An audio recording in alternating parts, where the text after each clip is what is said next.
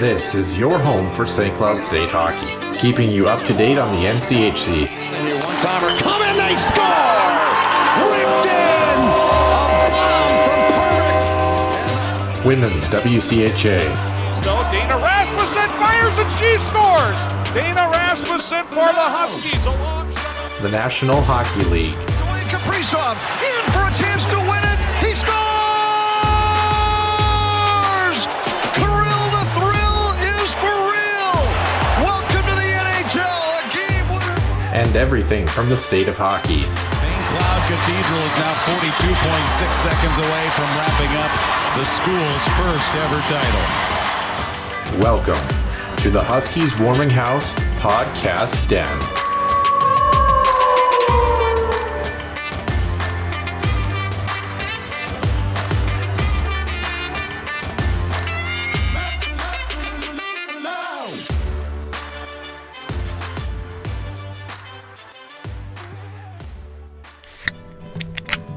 The Huskies Warming House podcast is also brought to you by the Soda Pod, home of MNCAA college hockey news and more. Stay wild and up to date with new episodes throughout every week. Find them on Apple Podcasts, YouTube, and other podcast platforms. And welcome into the Huskies Warming House podcast, episode 170 here in the den, the middle of July, recording on Saturday night, July 15th. Show, of course, coming out on Monday, July 17th. Nick Max and Noah Grant here in the den to bring you the latest and greatest in the college hockey world and beyond. And Nick, kind of an interesting show here. We have a lot of NCHC tidbits, of course, that we're going to touch into.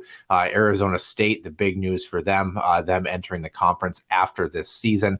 And of course, our NCHC preview for the number 7 team that we predict in the conference this upcoming season. We won't divulge who that is until we get to that point. Women's hockey note that we have to touch on, a trio of Huskies, former Huskies, now playing on the same team over in Europe. So that's really exciting. And of course, we're going to open the show with some rather somber news related to one of our former quote unquote employers, or however you would. Advisors. Yeah, exactly. How you would describe that in the radio station at KVSC. Some really difficult news that came out just the other day from the time of recording. So without further ado, we start with Center Ice View News and Notes, presented to you by the HuskiesIllustrated.com website and the Soda Pod. Center Ice View News and Notes. Center Ice View provides you with the best coverage of St. Cloud State Huskies hockey, from game notes, recaps, photos, and more. Go to centericeview.com.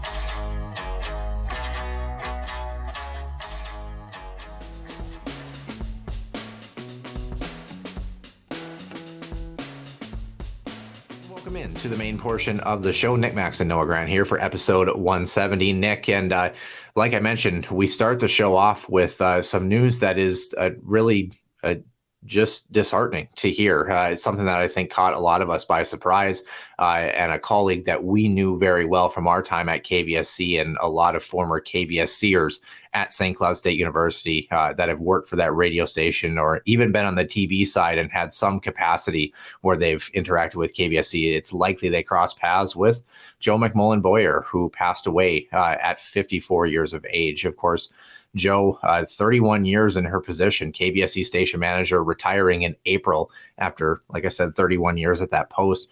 Just recently awarded the Lifetime Achievement Award at the annual Ampers meeting this past June. So just days before, actually. And formerly a student at St. Cloud State starting in 1988, splicing and reel-to-reel recordings, which is a throwback phrase if you know anything about radio and what they do down there, and graduate in 1991. And a year later, she was in her position that she held until this past April. And of course, KVSC, for those who don't remember, was a single FM station, and then essentially expanded to the 8 stations that we currently have, especially some streaming options as well, podcasting, web presence for them as well, their website, and kind of the various things they do.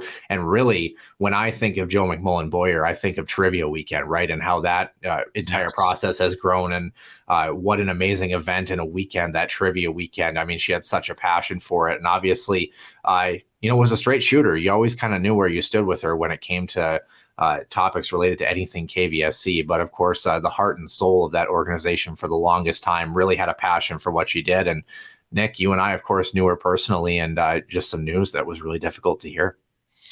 It really was, Noah. There's no anything that can prepare you for such news. Again, seemed sudden, didn't seem, at least from anything that just came out of nowhere. I think that's what caught me by surprise was first saw the news from another former KVSC, another guest of the show here from Sid Wolf, who also spent a lot more time down in the studios, shall we say, you or I did, but it's still very disheartening to hear from it. She was a big part of I know my training and my development with KVSC for my 2 seasons that I did with Husky Hockey on the radio, one with AJ Fredrickson, and then, of course, splitting time both with you and as well as Andrew as well, going there for Up in the Radio Waves to cover both men's and women's hockey. So this is tough.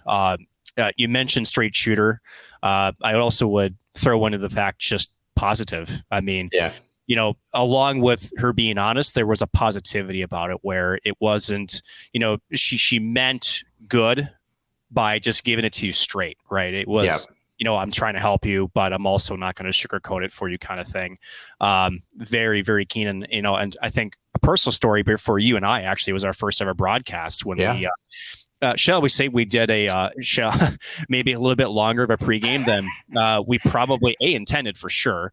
And to, just sort of that's the way it happened. And I just remember Joe, kind of pulling us to the side before the next game and says, "Hey, you can't do that again." That was a bit long, but apparently 32 minutes was outstaying our welcome. I guess so. Whoops. But but that's how she was, though. She's like, "Hey, that was too long." And she goes, "It was really good. The content was good," but she goes, "It was too long. Got to cut it down," kind of thing. So, so she was always there, like you said, backbone, the heart and soul of KVSC, and just really somber news and wishing nothing but thoughts to her friends, her family, especially during this most difficult time, and everybody at KVSC as well. Yeah, I think Sid Wolf was actually our board op that night, and she wanted to kind of highlight our board operators a little bit more too, which made sense. And Hans Bristol, of course, the other one that was with us that season as well too on the men's side. But and I think that when I think of Joe too, I mean, to be totally honest, and especially this, it feels like eons, 4 years ago or whatever. It's been almost 5 now. I mean, I don't know that I particularly saw it eye to eye with her on a majority of topics, so to speak. It's not like her and I were kind of buddy, so to speak. But like you said, that tough love and that honest opinion was something that you could always respect. You always knew, what you were getting, and, it was going to be the honest opinion, like you just mentioned. And again, even with that being said, her interactions with us and myself, especially, very cordial and very positive too. Like you mentioned, just because we didn't see things necessarily the same didn't mean that she wasn't willing to talk about it. And she would even support some of those aspects that she did believe in that she thought were, the same value as well too. So wishing her family and all those around her during this difficult time the best, because we were pretty stunned by the news. And as former KVSCers, like a lot of KVSCers that have come before us and have come after us, just really difficult news to hear. Moving on to some more positive news, though, before we get to some NCHC stuff, women's hockey, like we mentioned, a trio of former Huskies headed to Germany. Hannah Bates, formerly of the Connecticut Whale in the NWHL, joining Laura Kluge, who is a German herself, back in her native homeland, and McKenna Westlow headed over to play for the same team. I'm going to butcher this. I already know this, Nick. ECDC Memmingen Indians Frauen there, and it's Frauen Bundesliga is the name of the league out there. So the 4th edition to that team, 3 of them, of course, playing in the U.S. for the Huskies at some point. So mid-August is kind of the arrival time, and then they're going to get their training underway and get on the ice, and then get ready for their upcoming season. So a trio of Huskies over there in Europe, one of them probably a little more at home than the Michigan native and Hannah Bates, and then of course McKenna Westlow as well. But the 3 of them, just really awesome to see, women's hockey. We've talked about the growth of the NWHL and kind of the chaos with the PHF as well. But right now, expanding the game on the women's side in Europe, it's kind of a cool experience, and what a great experience to head overseas and play some hockey. Well, not only that, but to do it with 2 former teammates and, have a connection with St. Cloud and, Another little tidbit too here, Noah, is that Svenja Vogt, also a German native herself, her with Laura Kluge also going to the German World Junior Camp as well. So they'll be participating. So another little tidbit for women's hockey there too. But back to your original point, I think it's always tough, especially for U.S. born players, when you feel like you still want to play hockey, you still feel like you have talent, you have a desire to play, and for whatever reason that there is, you're just not getting that opportunity here in the States. And Europe is probably option number 2, especially now with all things geopolitical that's at stake. I think I say that, pretty well. But it's still not an easy jump, right? Going across the Atlantic Ocean, despite the fact that you're playing the game that you love. You've been playing it for probably 20 plus years. To be able to have that camaraderie, to have that familiarity, I think, along with two former Huskies, can make that transition a bit easier to, and also kind of feel more like at home. We always talk about the game on the ice, but I think, we always sometimes forgets about the teammates too, and the players that you play with. And no question, a really cool opportunity for those three to play together and to get some pro level experience overseas. So that's very cool. Yeah. And knowing that you're in Germany with a former teammate who, of course, knows Germany like the back of her hand, I think that makes a difference as well, too, to kind of assimilate when you're headed overseas to Europe. So like you mentioned, wishing the three of them, and then, of course, Svenja Vogt as well for that camp as well. Wishing all of them the best, former Huskies, carrying on the legacy and really building that program up that we've talked about so much. Of course, our next WCHA preview, the number 6 team for the WCHA, coming out next week, that will be facing off against our current St. Cloud State Huskies this upcoming season. On the men's side, facing the Huskies not this year, but the start of next season, 2024-2025, Arizona State University becomes the 9th team in NCHC conference history to join the conference. And I don't know if the process was started long before the original announcement that we discussed a couple of weeks ago, but for those of you who didn't figure it out, we had our original topic from last week was slightly pre-recorded. So we didn't get a chance to cover Arizona State last week, and we're, of course, circling back to it this week. But it was a fast process from the announcement of the petition for the second time around to bada boom, bada bing. The NCHC made it signed, sealed, and delivered and official. Were you surprised at all by the speed that it took? Did we feel like that was going to be a more long, drawn-out process, or is Arizona State just makes sense for us now on a variety of levels? And regardless, it doesn't really matter because the Sun Devils are coming to the conference. Well, two things. The facade would make it appear that this was a quick process, but this probably started back in 2017, honestly, right, when Arizona State and Minnesota State Mankato originally posted applications. Both were subsequently denied. Back then, the league didn't want to expand at that point, but it's more of just the league expanding. Let's remember what Arizona State was at that time, right? They were a brand new Division I team. They were playing in a rink that was similar to what St. Thomas is playing in right now. It was essentially a city civic rink. Let's say a lot's changed since then. Hey, it might be an NHL barn in some places. It's depending on when you ask me that question, and when the listeners are listening, it may not be one. Who knows?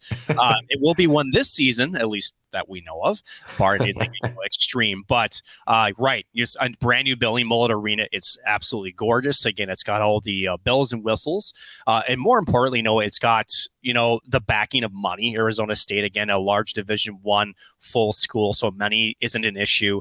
Number two, again, that's a fully broadcast capable arena, which is something the NCHC is looking for. We talk about NCHC TV. The fans talk about NCHC TV. This is what essentially that the conference wants. And Arizona State, they've been competitive. They've been a ranked opponent. So it makes sense. And honestly, let's take about it from two sides, right? For Arizona State, this is something that they've been looking for. They're looking for stability. To do that, you have to be in a conference, right? Haven't had it. They've been an independent. And let's look at the tumultuous ride for the teams such as Alabama, Huntsville, the two Alaska schools that have not been in a sort of conference, and how tough it's been for them to stay competitive and to try to essentially maintain the health of their sports teams. It's not easy. So this provides stability for both sides. It also captures a large market for the NCHC. Notice how I said large market. I know Arizona is the 4th largest TV market, I believe, in the U.S. So this it's a happy marriage per se. And I think the other part, Noah, that I think you were insinuating, but we haven't quite touched on it, is there was some backlash back in March when the possibility of this really came for the forefront. I believe it was Brad Schlossman from the Grand Forks Herald, the first reported that Miami's athletic director was not happy with the potential of them coming over to the NCHC. Mind you, everybody in the conference voted in favor, 8-0. It was a unanimous decision to allow Arizona State to enter the league. And the timing actually makes sense, because if you remember, the NCHC schedule is ratified essentially in December/January, essentially during the holiday break for the upcoming season. So they needed this to come out and to be public so that way they could start working on the schedule.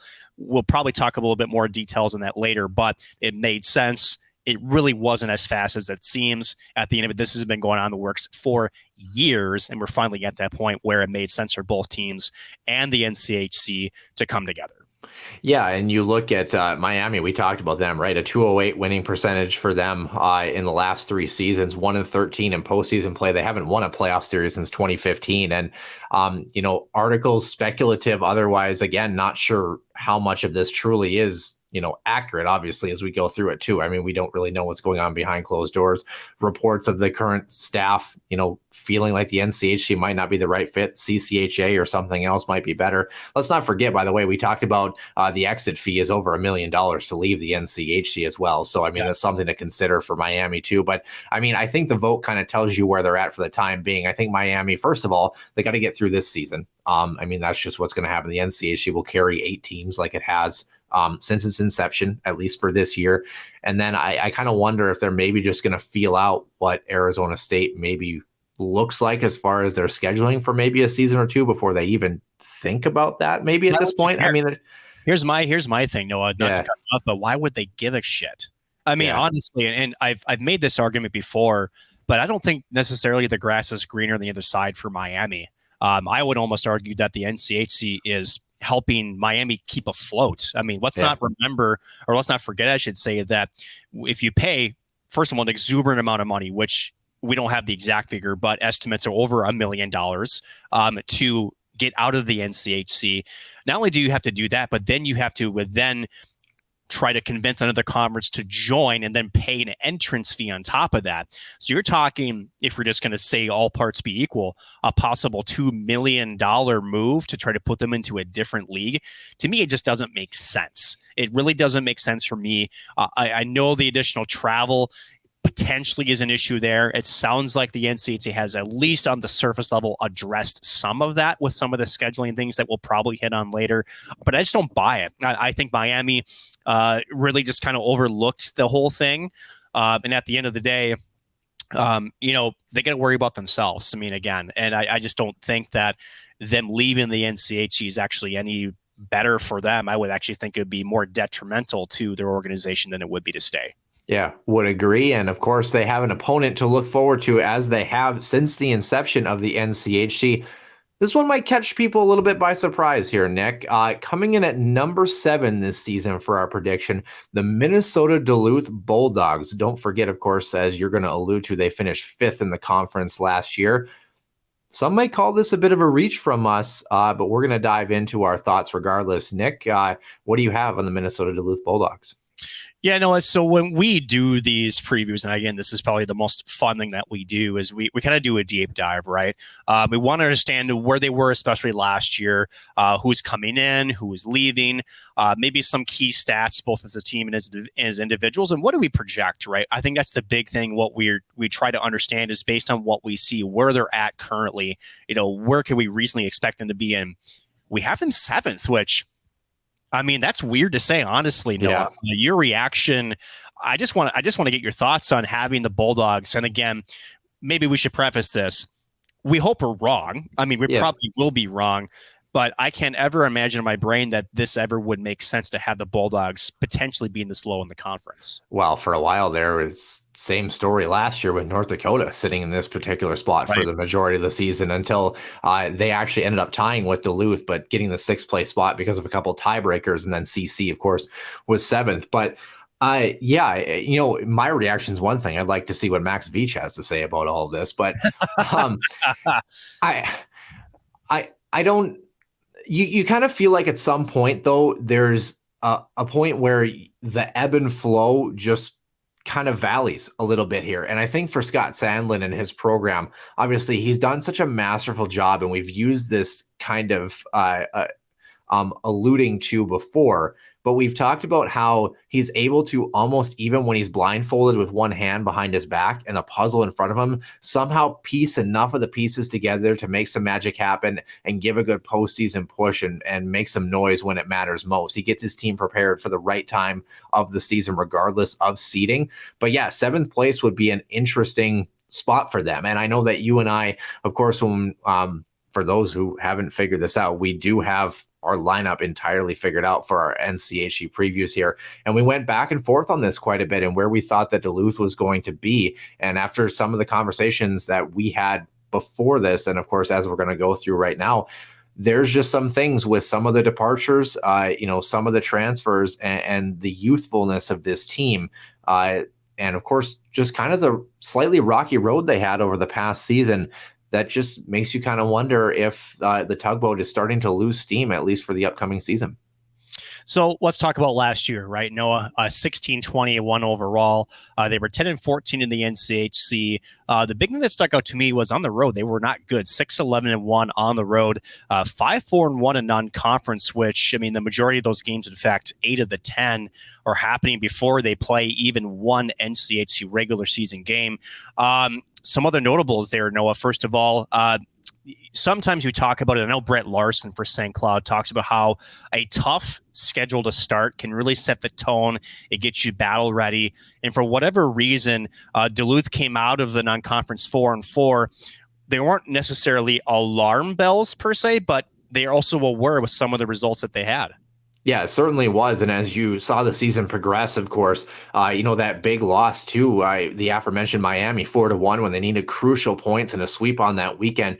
Interestingly enough, and you have it in your notes here, Nick, 10-14 in the NCHC, 3-1 against St. Cloud State in the regular season. Speaking to almost a third of their victories came against the Huskies. So you want to talk about that rivalry that's continued to battle its way through, of course, losing 2-1 in that first round against St. Cloud. But in the NCHC Frozen Face-Off. But yeah, it was a weird year. And I know, speaking about Max Veach and some of the work we did with MNCAA, he talked about it and, was pretty honest about it, that last year's team just didn't have the extra firepower and the extra ability. One of the staples of Scott Sandlin's structure as well, too, is being able to play a sound defensive game and letting the games be low scoring and trusting the process and working your way out of it and kind of having some clutch hockey down the stretch late in hockey games. You just didn't really see that. You didn't see the ability to hang on and the ability to close or at least kind of control the pace that we've seen in years past for Duluth. And it wasn't until maybe the tail end of the regular season where they kind of started to really get hot again, which, I mean, shocker, right? I mean, that's just kind of what they do. But again, we talked about that Miami loss was just a couple of weeks ago. I mean, it was just kind of this up and down valley and not a lot of consistency for Duluth. Really, actually, them and St. Cloud had a similar second half as well, too, in the regular season. And that kind of explains why a lot of these teams, including North Dakota as well, were in similar situations as far as the standings were concerned. But yeah, the Bulldogs last year just characteristically poor on the penalty kill, characteristically just not special teams wise and defensively where we would have anticipated. And on top of that, some of their young freshmen coming in and some of their scorers that were contributors or had some bright spots on this lineup are no longer there for a variety of reasons as far as transferring out. So it's an interesting time in Duluth, and I'm very curious to see how they handle it. Right. They ended up missing the Frozen Faceoff. First time they've missed it since 2015. They've only missed it 3 times. So the first 2 years of the NCHC, 14-15, and then obviously 2020 was canceled. And mind you, they won the Frozen Faceoff 3 times, 17, 19, and 22. So again, we talk about how this really was an odd year for them. They literally swept the Frozen Faceoff in 22 without giving up a single goal, thanks to, shall we say, a pretty good goaltender named Ryan Fanti. Just it shows you how, shall we say, the volatility of college hockey can be with whether players are signing pro contracts, they transfer in and out. It's a new, like you said, it's a new puzzle every single year. And talk about just randomly that 2019 game against St. Cloud, one of the best hockey games. Yeah, just unbelievable hockey game. I know that a good friend of ours, 2 friends of ours, both CBS broadcasters, Ben Holden as well as Dave Starman, talked about how that game probably ranks in the top 5, if not top 3 of college hockey games I've ever been a part of. And certainly I was in attendance. I think you were in as well, or at least watching. That was one hell of a hockey game. And unfortunate that, at least for St. Cloud, good for UMD, an overtime winner to seal that one again in 2019. Hell of a hockey game. We mentioned Scott Sandlin before. No, let's talk about him a little bit more, because he's going into his 24th season as head coach, again hired in March of 2000. He's had rumors being linked to potential NHL jobs. Yeah, he sticks around. I mean, tell us a little bit more about the coach that, off the ice, hilarious guy, absolutely hilarious, but in the locker room, demands a lot from his players, straight shooter. And again, if there's anything that he preaches is the effort. And as long as that's there, he's willing to teach. But it's when you get lazy, it's when you don't follow his structure or his X's and O's. That's where, shall we say, Scott Sandlin can start to shuffle your ice time a little bit. Yeah, it demands a lot of his coaching staff too. Adam Krause, Cody Chupp, and Brant Nicklin all bringing variety of skill sets to the table, and we'll touch on them briefly as well too. But 24 season, long standing in college hockey. It's not often you hear that type of tenure, and if it is, like you talked about, some NHL jobs in clubs or at least professional gigs above college hockey have definitely come calling. There's no doubt about that, and he hasn't taken a bite at them yet. Hired back, of course, in 2000. Will probably approach at some point this season his 450th win. Has lost 368 and, of course, 96 overtime finishes, 12 NCAA tournament appearances, 3 titles, of course, in 2011, 18, and 19, 2-time USCHO Coach of the Year in 2004 and 2018, and also brings a pedigree of 7 Spencer Penrose nominations, one of those winning Coach of the Year, of course, back in 2004.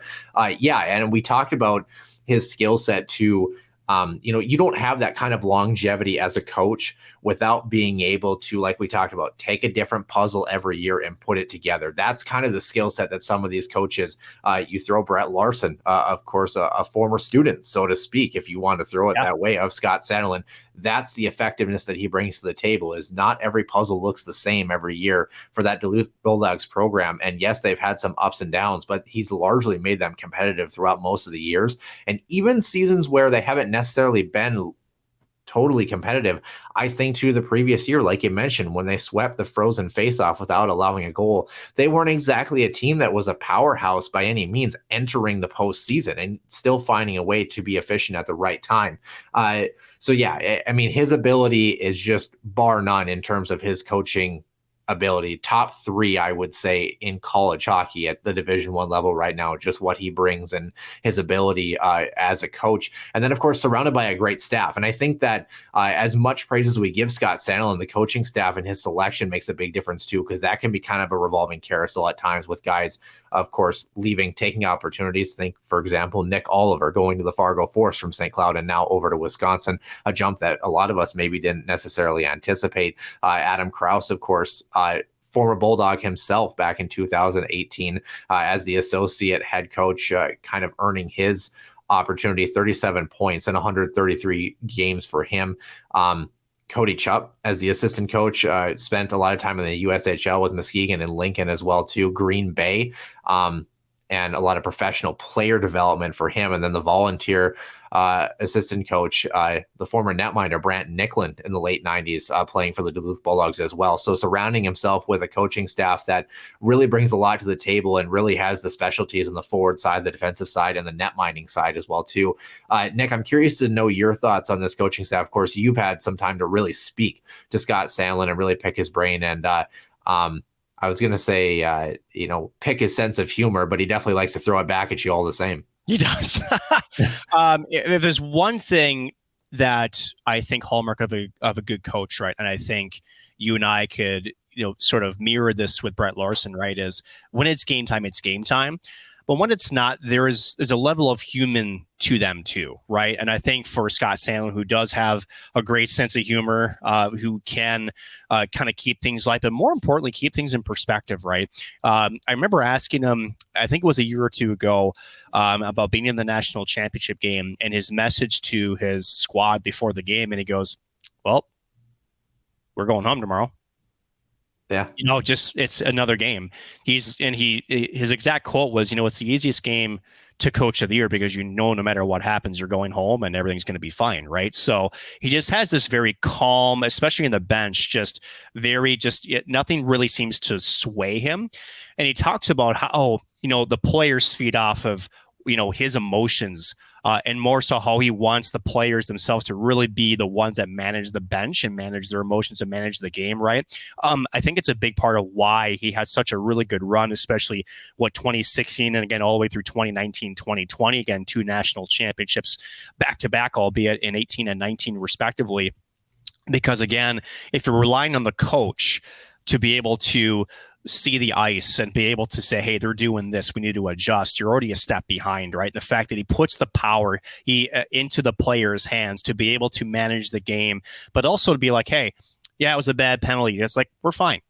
I just think that the way that he coaches, a lot of other Division I coaches could take a page out of, just because I think not only, is he just situationally good at adjusting, but more so the way that he handles himself emotionally too, both in the locker room as well as on the bench. I think it really transcribes to that success on the ice, and it's an art form. It really, really is. And he has penned it's just a pretty picture when he does that. Yeah, I think the one game that really stands out to me in recent memory is the 5 OT game, right? And the NCAA is against North Dakota, where Luke Milmock scores the game winner, and who, of course, I believe is now headed to Niagara with his brother, if I'm not mistaken.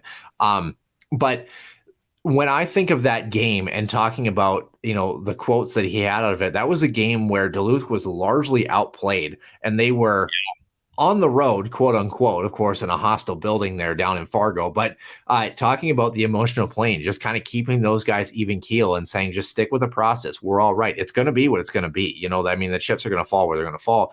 But understanding that even when there were moments where they were getting flat out outplayed, able to keep that emotional regulation and just say, guys, puck hasn't crossed the goal line yet. We're okay. We're okay. Stick with the process. We're going to get our opportunity. And they ended up doing it. We talk about that goal too. That's a goal that any goaltender wants to have back. It was not a glitzy, glamorous goal by any means, but a puck on net 5 overtimes in. Good things happen when you shoot the puck, right? And I think sticking with that message, there's a reason why he's been coaching for almost 25 years in college hockey. Noah, let's finish up, especially with Scott Sandlin here. And I just want to get a prediction from you. Again, 24 years at a college Division I program. There's been multiple off seasons where multiple outlets have had him linked to potential NHL jobs. Now, whether that is head coach or assistant coach, whatever it is, do you think he eventually takes one of these jobs, or do you feel like he's a Bulldog for life guy? I think he's a Bulldog for life guy. I think he's so ingrained in that program. I think the only thing that would change that in my mind, unless he got offered a really big bag of dough and a really good opportunity, which not to say NHL gigs aren't good opportunities, but we've seen coaches in the National Hockey League make that, or in college hockey, make that jump to the NHL, and then it just doesn't pan out, or doesn't seem like it's the right fit necessarily, or it takes them a second crack, a la Dave Haxtell, before you really kind of find your niche, so to speak. The only other way I could see that happen where he wouldn't be a Bulldog lifer, so to speak, is if they have a stretch where they have about 4 or 5 years that are just really tough, where they're in like the bottom 2 in the NCHC, and for some reason the passion maybe just isn't there and they just really start to struggle. But for that, I mean, we've picked Duluth right now at 7th in the NCHC. That for us, that feels like a one-off. That might be a slight reach as it is to think about that becoming the norm in the NCHC. Of course, you're adding an extra team after this season, but nonetheless, yeah, it's hard to fathom, but it's not out of the realm of possibility. Crazier things have happened, and of course, Arizona State has a chance to complicate things as well. Yes, they certainly do. But I think we both would agree UMD in pretty good hands at the head of their coaching staff. And again, a wonderful human being. Always love my chats with Scott Salem because, again, just great human being and loves to talk puck and have nothing but the utmost respect to him until they start playing St. Cloud. But that's okay. Moving over to some team stats, right? So one of the things I like to do is break down what I think, Noah, are, shall we say, some indicators, right? Now, mind you, this is not the analytics department. These don't tell us the whole story, but they maybe do indicate some trends, right? Or maybe just what was the hallmark of last season. I got some things for you, but so I'm going to kind of throw you to let you kind of run with it.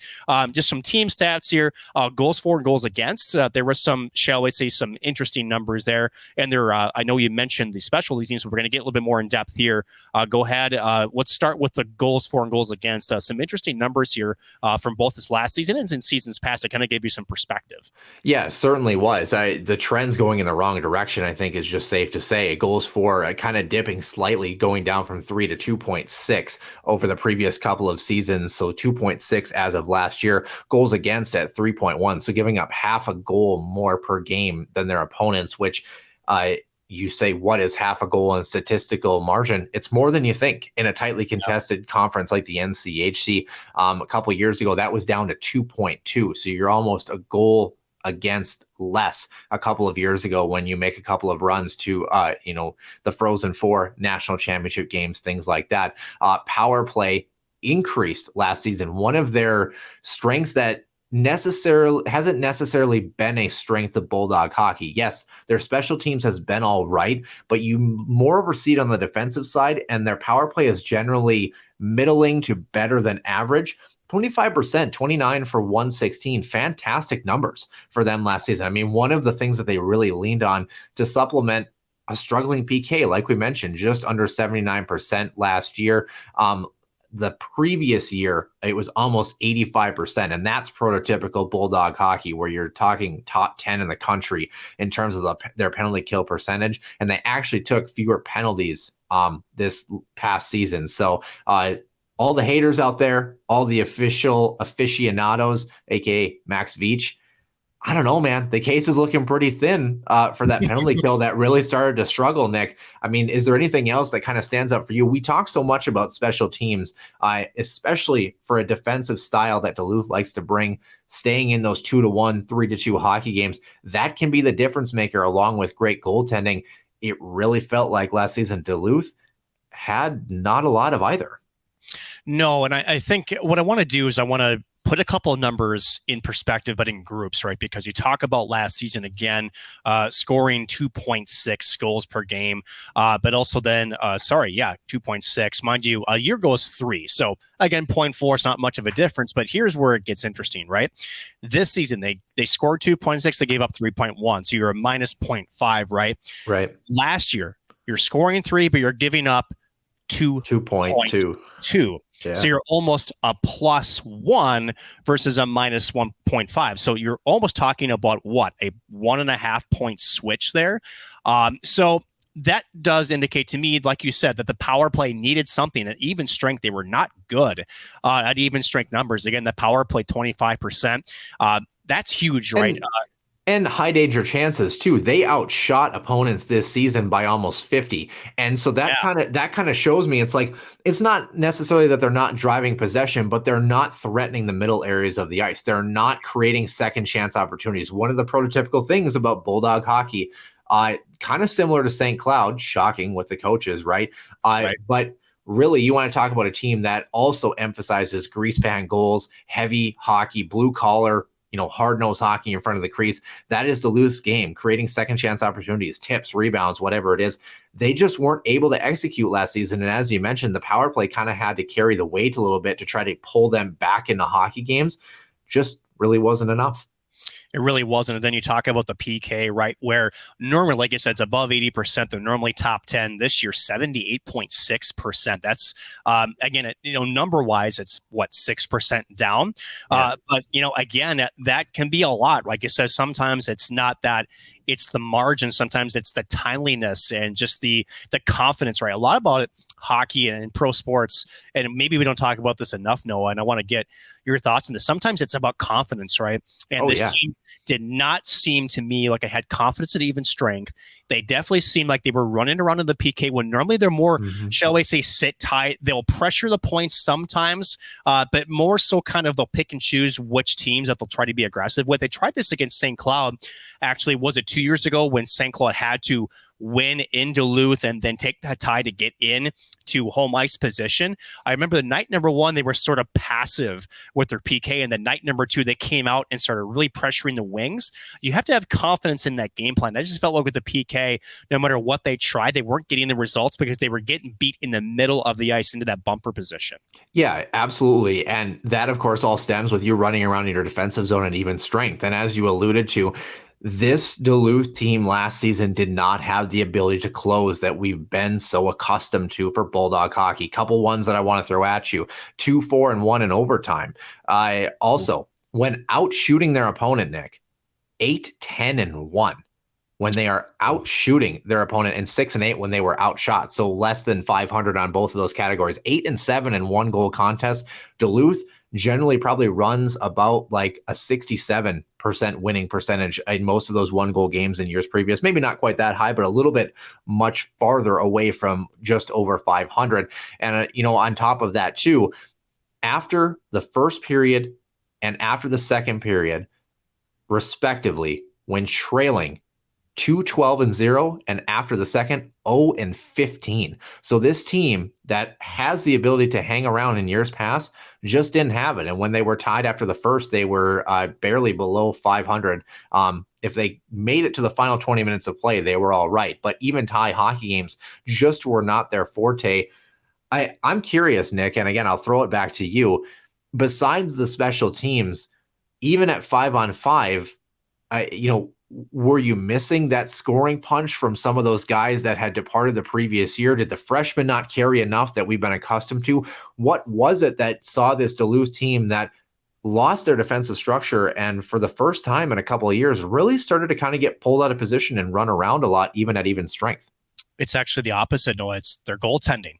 It really comes down to their goaltending. Let's not forget the names, right? Ryan Fanti, Hunter Shepard, just to name a couple, right? We're going to talk about individual leaders. This is a perfect segue, right? Their best goaltender was Matt Thiessen. He did 2.64 goals against average and a .905 save percentage. Those are not prototypical numbers of a UMD goaltender that starts the majority of the games in the season.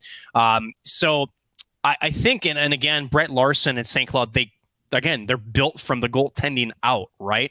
And I think with UMD, it really starts there, and that's where you see the downfall of the defense, where they're not confident in whether it's the goalie's rebound control or whether they're not confident he will make a certain save. So you either, kind of get outside your lane a bit, you're going to kind of give up the middle because you're trying to either get a stick on a shot, you're trying to block shots, which again, UMD does so well normally.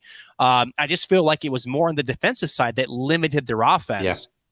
And so to me, that's what it was. I don't know. Do you agree with that? Well, definitely. And I think, when you look at Scott Sandlin and his recruiting process, he's big on goaltenders. There's no doubt about it. And finding guys that when the middle of the box does give up an opportunity, the goaltender's there to just shrug it aside and kind of frustrate opposing offenses. And of course, with Zach Stayskal and the personal trials that he's gone through as well, too. He had a 901 last season, 22 contests for him. Although I will say, the former Minot Minotauro, Zach Sandy, a win in his only game played and no goals allowed in 20 minutes. So I'm just throwing that out there.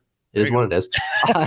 But with that being said, I totally agree. They, net minding really instills confidence in your team for a variety of reasons. We talked about the ups and downs we had with David Rennick in St. Cloud for the longest time until he finally found his groove in his fifth year in the second half of the season. And then that team felt unstoppable unstoppable for the majority of that stretch, especially down into March and April. But yeah, goaltending has kind of been an issue for them over the past season. And I mean, all three goaltenders, I believe, returning this season. So very curious to see how they're going to handle that process and what the development process is going to look like. So let's talk about those individual leaders, right? We already talked about Thiessen. Ben Steeves, it was the freshman, right? It was the freshman that kind of came out of nowhere.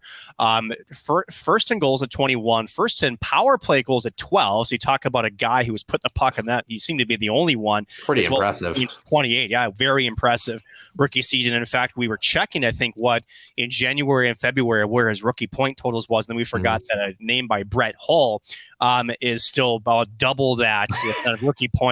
So it wasn't even close, but we were getting in that conversation just how good of a freshman season he was. Dominic James and Wyatt Kaiser led the team in assists at 18. Luke Loheit was the sole leader in penalties in minutes at 53. So a couple of things jump out. One, Ben Steeves, who will be returning this year, seems to be their shooter, right? But another thing here is they're losing a couple of their setup men in Wyatt Kaiser and in Dominic James.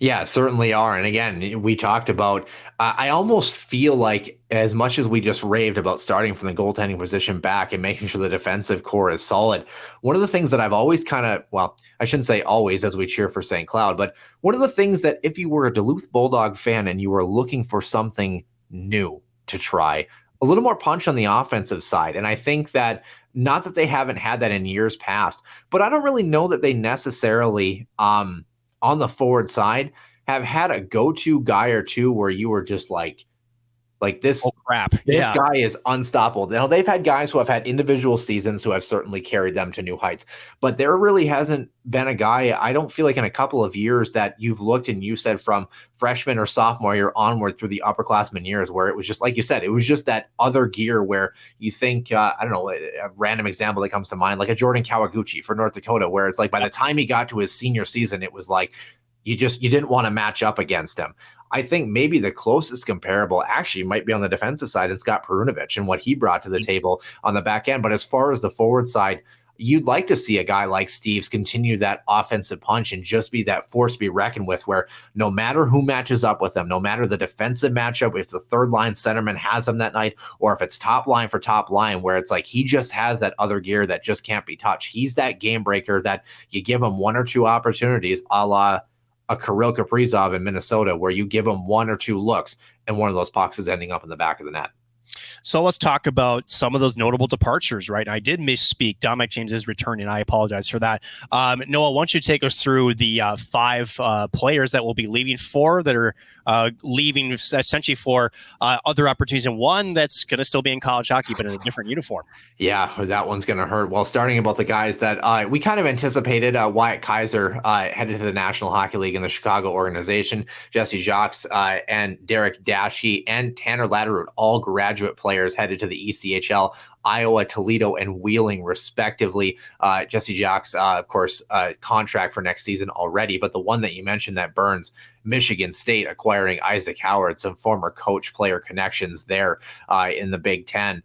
Yeah, a freshman that a promising, bright future. Didn't exactly wow the world with his production. And I think when you compare him to Ben Steeves, of course, it's hard to look, eye for an eye necessarily, but a guy that has a lot of upside and potential as he goes through his collegiate career. Nick, they're going to miss that offensive punch. And we talked a little bit about Duluth too, kind of had this almost surplus of some of these freshmen necessarily that were coming in that were going to, make a difference, and maybe kind of waiting another year on some of these other guys that are now coming in. But it kind of maybe pushed a potential recruit or two away on the freshman side. And on top of that, of course, you had the transfer portal that they dipped into, as they do somewhat every year, at least pulling in 1 or 2 guys as well. But yeah, key departures, Wyatt Kaiser, of course, bringing a lot of physicality and a lot of skill. And then Derek Daschke, of course, graduate transfer, I believe, from Miami last season. So, and a former captain for the Red Hawks as well, too. And then Tanner Latterud, you might remember him for the infamous stick trip that never was, if you're a Huskies hockey fan. But I always love the way he played. A good, hard-nosed, 200-foot player on the forward side that they're definitely likely going to miss. But yeah, hopefully some key additions that will make a big difference. And the nice thing about this, Elite Prospects is starting to update this, but some of these teams, including Minnesota-Duluth, starting to reveal their incoming classes and players that are going to start to make a difference next season. So with that being said, let's talk about it. 4 incoming freshmen, then 2 from the transfer portal. Noah, let's fill us in. And mind you, this information does come right from UMD's website. They do have the 23-24 roster posted. And then we're going to talk about some names that maybe aren't in this list too, Noah. Yeah, certainly. Well, let's start with Aaron Pionk, the 5th rounder this past draft by the Minnesota Wild, coming from Waterloo. A Pionk playing for Duluth, who would have thought, right? Yeah, right. Yeah, a great mentorship for him, of course, with his brother Neil and his ability with the Winnipeg Jets. Anthony Magny as well, coming from the Fargo Force. A lot of good things to say about him as well on the forward side. A lot of people that I've talked to that really rave about his ability on both sides of the puck. Matthew Perkins, a centerman from Youngstown, 4th round pick by Vancouver this past draft as well too. Really like that addition from the USHL. There is one more addition coming that I got a chance to watch, and that is Braden Fisher coming from the Minot Minotauros. And Braden Fisher's story is interesting because he actually broke his leg in the first month of the season and came back about a month early and really was able to continue his production. Kind of a hard-nosed blue-collar Canadian boy. And one of the things that Braden Fisher brings to the table is he's not the tallest guy, but he's got a stocky build. He's a good 200-foot player, lots of skill, and just one of those guys that he's not going to wow you with anything exceptionally, but I think in terms of what he does, he's consistent in every aspect and maybe is what I would say above average in terms of his offensive ability and hockey IQ on the offensive side of the puck. A great centerman, a guy that can play in a variety of roles, whether it be top 6, middle 6, third line guy. I mean, he's not a bottom line guy in my mind. But we'll have to see how they utilize him here and what his opportunity is. And then a couple of transfers as well. Luke Bass, the freshman defenseman from North Dakota, as of course in North Dakota had the exodus. That's a typo. Junior defenseman. Junior defenseman. Yeah. I suppose it'd be kind of difficult to be a freshman transfer, huh? Yeah, but, right. Well, what it's not difficult to be is a defensive transfer from North Dakota, the mass exodus that they had. And let's not forget Scott Sandlin, the former North Dakota product himself, not afraid to pluck from the other side of the Red River Valley. Let's just put it that way. And then Connor McMenamin, the goaltender graduate from Penn State.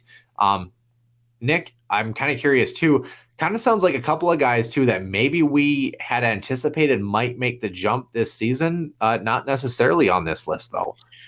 Zam Plant, again, a really highly touted, he's an NHL draft pick who is not on the roster. Neither is Jason Shugabee. Again, we know about his time with Warroad. Holy cow, what a guy. And then how about Adam Gajan, right?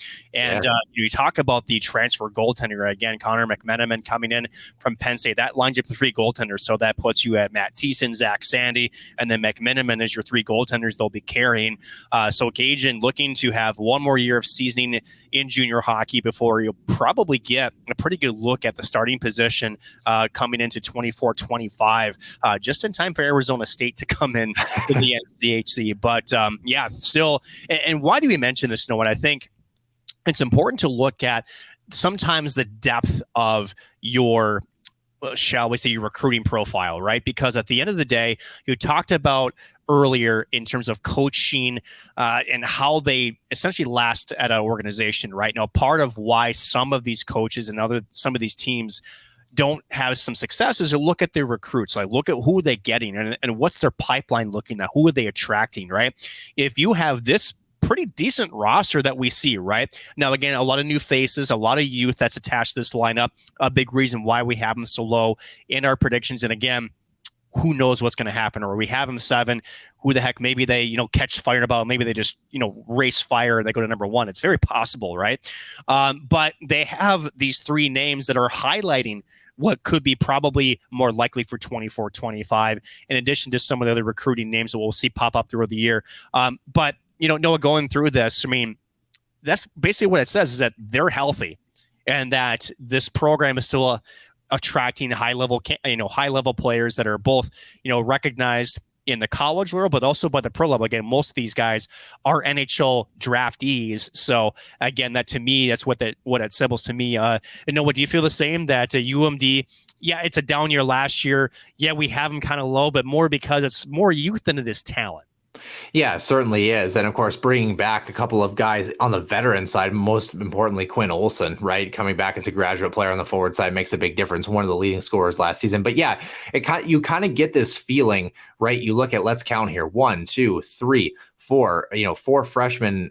You've got 3, 4, 5, 6, 7, 8, 9 sophomores, Nick. So, your underclassmen, you've got 13 on your roster that are underclassmen in some capacity, maybe another one you never really know. But I think that you alluded to it perfectly, is that this team is just a little bit young. And some of those guys that they hung on for that extra year or maybe extra 2 years because of the success with national championships, with pushes to the Frozen Four, then all of a sudden they sign pro contracts, they move on to other things. Then you start to see kind of that turnover, but maybe the puzzle didn't exactly look like you originally had intended. And now you're trying to resupplement that process and redevelop that pipeline, so to speak. But it might be a year where you're going to have a serious amount of growing pains. And that's kind of what we anticipate is Duluth, with the opportunities that they have in net for a guy to develop. We haven't seen it as far as the go-to guy right now, just based on what we saw last season. There isn't necessarily, I guess, maybe besides Quinn Olson on the forward side, Blake Biondi as well too. There's not necessarily many guys on the forward side that I would pencil in that you're going to say, yep, they're going to carry the mail, so to speak, for this roster. Ben Steves, I guess, maybe if he has a repeat year in his sophomore season. But it's just an interesting time for them in terms of their youthfulness, because we've been accustomed to Duluth being that veteran team that is able to kind of ride the waves, that emotional plane. I think it's kind of a changing of the guard, and we'll have to see if it really does bring them all the way near the cellar like we have them predicted, or if they can climb out of it and really surprise us. Speaking of which, they're going to rely on 3 of their upperclassmen to, get them back to prominence, right? Captains have already been announced. Luke Lohide is the captain of the Bulldogs for 23-24. Quinn Olson and Dominic James are your assistant captains. So congratulations to those 3 guys. Lohide was an assistant captain along with, I believe, Dominic James is also a returning assistant captain. So that looks pretty good. Real quickly, let's talk about their schedule, right? Because we talked about some opportunities that UMD maybe missed out on. And part of that was their non-conference schedule. So we're going to do this very quickly, and then we'll just kind of do a quick recap of what we feel like is in front of them, right? They open up October 7th, I believe. I'm not sure if it's officially an exhibition game, but they'll open it up at Soil with Michigan Tech. And then the following weekend, the 13th, 14th, they'll also welcome in Northern Michigan. They will do a home against Bemidji State, and then travel to Ithaca, New York to take on Cornell. So already 6 games, pretty good competition there. But then it's the Gophers, a home and home with the Gophers. So you talk about on one side, the challenge is there. Real quickly here, Noah, the first 8 games here, there's some opportunity there for the first maybe 4, maybe 6 games, but then you're hit with a pretty hard-nosed puncher early on. And in a lot of ways, this is usually good. Even if maybe you lose both, it's going to wake you up pretty quick. Yeah, Gophers get them and North Dakota around the same time too. And yeah, I feel like this Duluth program, they have a pretty good mix here. I mean, Michigan Tech, Northern Michigan, Bemidji, and Cornell are all teams that I would say you have the opportunity to be at least 500, if not a little bit better, odd number of games. So, of course, you're not going to likely be exactly 500.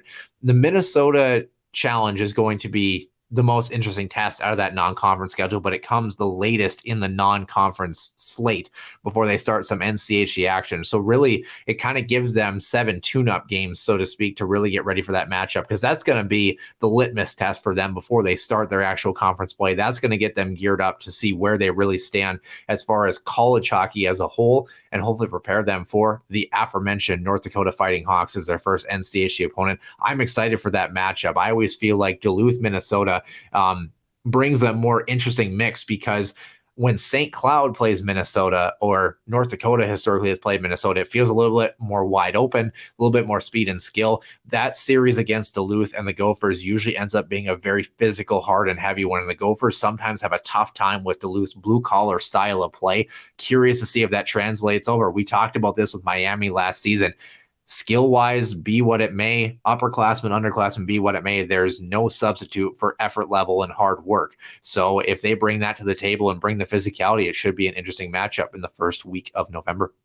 Certainly will be. And then they travel, like you mentioned, down to St. Cloud for the first set. Then it's at home against Omaha, at Miami, and then part of the towards the end of December here, after a couple of weeks off, part of the Quick Trip Holiday Faceoff in Milwaukee at the Fiserv Forum. So they'll be battling out with Wisconsin, Air Force, and Northeastern in that Holiday Faceoff tournament. So kind of fun. What a mix. Yeah, an interesting mix, but a good way to play some hockey that's meaningful to kind of get you prepped up, because it's Colorado College in the second week of January to get things back rolling in NCHC play. Then it's at Western Michigan, at home versus Miami, at Omaha, and then they come home to play Denver for the only time this season, head up to North Dakota. They're at Colorado College, and then finish, of course, at home against none other than their St. Cloud State Huskies. That always switches back and forth every year. So second half, there's some decent competition there, Noah. So that first half is going to be important.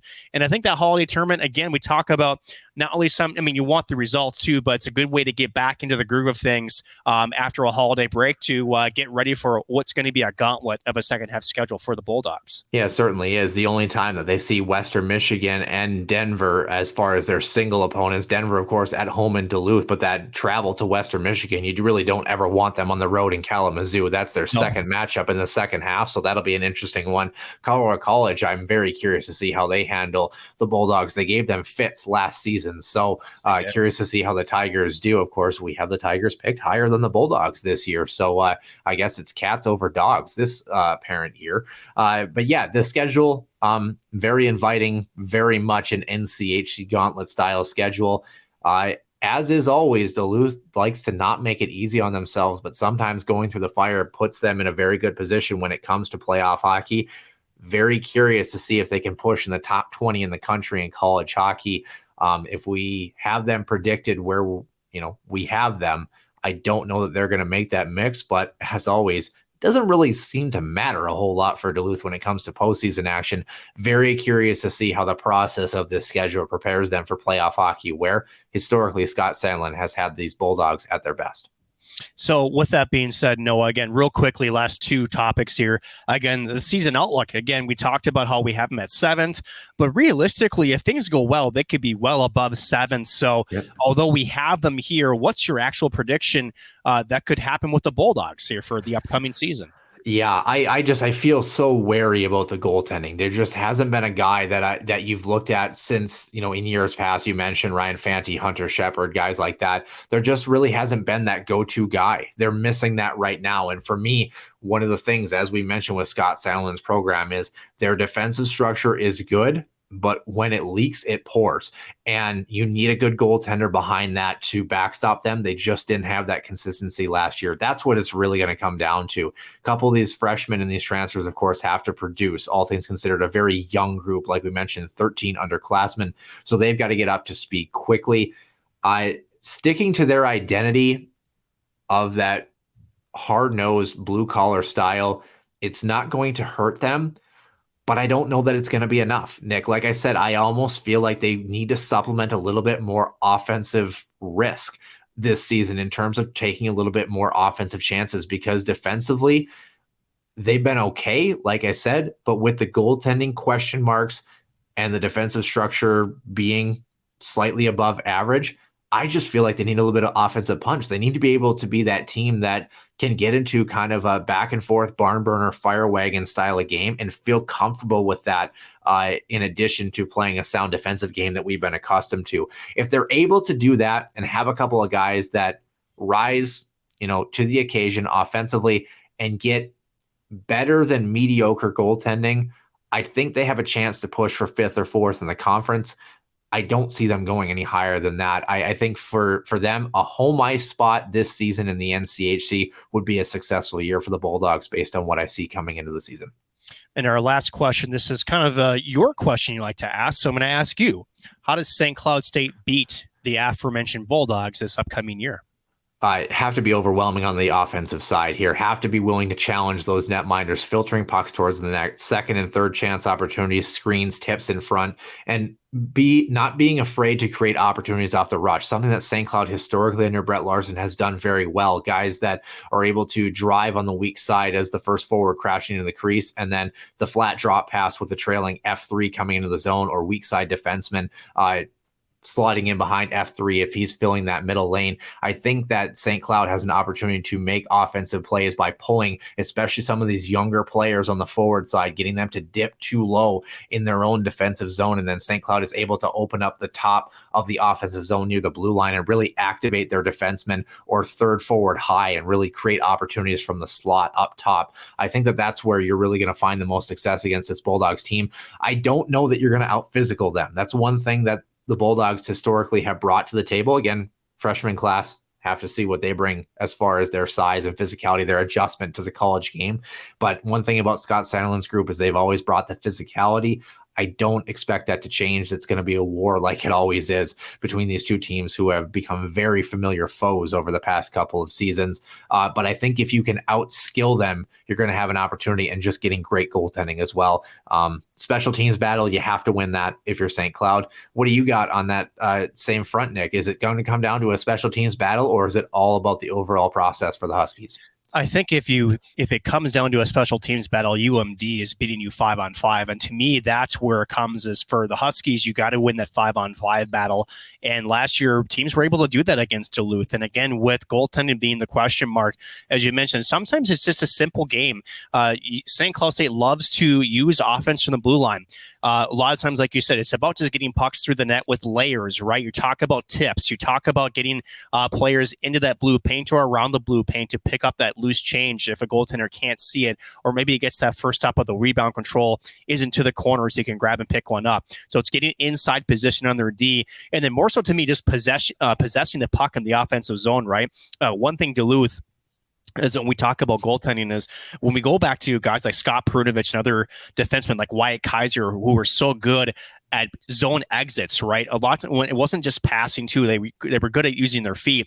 I don't really see the guy that has the same skill set to replicate that. So if we're able to trap them, if you're able to really just wear them down with just possessing the puck and then trying to find not necessarily, shall we say, the perfect shot, but a good one to get through, and then again just swarm the grease pan, as Dave Shayak would love. That to me, that's how you beat the squad. And then after 45, 60 seconds, Duluth, all they can do is whether it's chip the puck off the glass, whether it's an icing call or just second period, just relieve pressure, right? That to me is the formula that you can use to beat UMD this upcoming season. And again, with how many was it, 13 or so underclassmen, there's an opportunity to do that. And I think that's how they would be able to capitalize on a young Bulldog squad. Yeah, you wonder too, obviously, with missing that puck moving defenseman that they really haven't had necessarily in the past couple of years. Will somebody rise to the occasion, or are they going to struggle with that? And again, one of the things that I think makes it all the more impressive, their power play success, and Ben Steeves with 12 power play goals in the season, they didn't necessarily have that catalyst running up top on the power play and the umbrella, the 1-3-1, the overload, whatever you wanted it to be. You didn't really have that guy that you necessarily said was going to be, the step out running gun guy on the offensive side. So it'll be very, very interesting. Nick, of course, as we do, wishing the Bulldogs nothing but the best against all those in the NCHC, except, of course, our St. Cloud State Huskies. Nick, I'd be remiss if I didn't mention that the Huskies Warming House podcast is brought to you by the Soda Pond. Stay wild and up to date with all things in the state of hockey, as well as CenterIceView.com and Huskies Illustrated, your home for all things St. Cloud hockey, including the latest news and photos of your favorite Huskies. Actually, a really cool article, by the way. I took a screenshot of it, and I want to make sure that I have this right, by the way, but I believe I saw an article from Center ICU, by the way, that at 35 years old, I believe, is it Garrett Rowe, I think, is coming back to the States and signing with Hershey. Nothing official yet, but of course, Hershey just winning a Calder Cup, and I believe Garrett's, I believe its dad passed away recently, and that might trigger a return to the States. But at 35, seeing a guy jump back to the AHL, it's not something you see every day. A former player on the U.S. National stage would be kind of interesting, don't you think? It would be. And you talk about, we talked earlier on the women's side going over to Europe, right? One thing that is very difficult for hockey players is when you make that jump over, the jump back is, I think, even a taller mountain to climb. And for Garrett Rowe, if that indeed that report is accurate, that would be pretty cool, because not a lot of players make that jump back to pro level hockey here in the States after going over to Europe. A couple of reasons for that, whether it's, they want the security of the contract that's out there. Again, you kind of get settled in, but for whatever reason that it is, and if it is because some unfortunate news, never want it to be for those circumstances. But if he is getting an opportunity to play here in America for some pro level hockey, and including the reigning Calder Cup champions, pretty cool story if, again, that indeed is accurate. Yeah, and I had it flipped. I apologize. Talking about his father, of course, resides in Virginia. So he's kind of a catalyst on the East Coast. It was Garrett's mother, Julie, that passed away after a battle with cancer in late June of this year. Of course, like we mentioned, him and Will Borgen on the 2018 U.S. Olympic team as well, too. So he brings that experience. This information, of course, coming from Tody Andrikaitis of Inside AHL Hockey, and, of course, coming from CenterIceView.com, along with Huskies Illustrated. Some great information coming out of both of those websites, and what Bill Prout brings to the table for us. Obviously excited to read everything he has. It's just fantastic coverage as always. Nick, as far as the St. Cloud State Huskies, the Duluth Bulldogs, the Arizona State Sun Devils, anybody else in the NCHC, anybody in the WCHA, anything you want to add here for episode 170?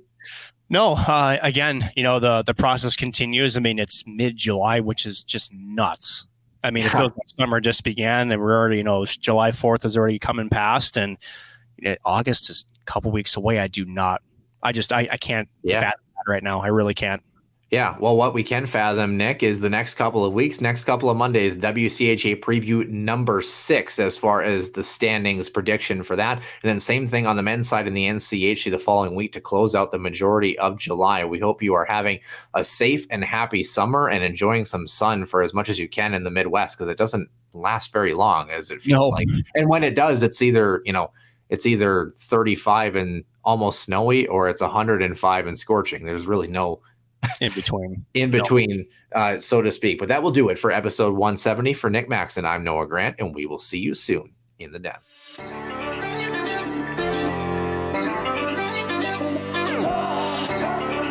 One-timer coming, they score! Ripped in! A bomb from Pervix! So Dana Rasmussen fires and she scores! Dana Rasmussen for the Huskies alongside Kaprizov in for a chance to win it. He scores! Kirill the Thrill is for real. Welcome to the NHL. A game winner. St. Cloud Cathedral is now 42.6 seconds away from wrapping up the school's first ever title.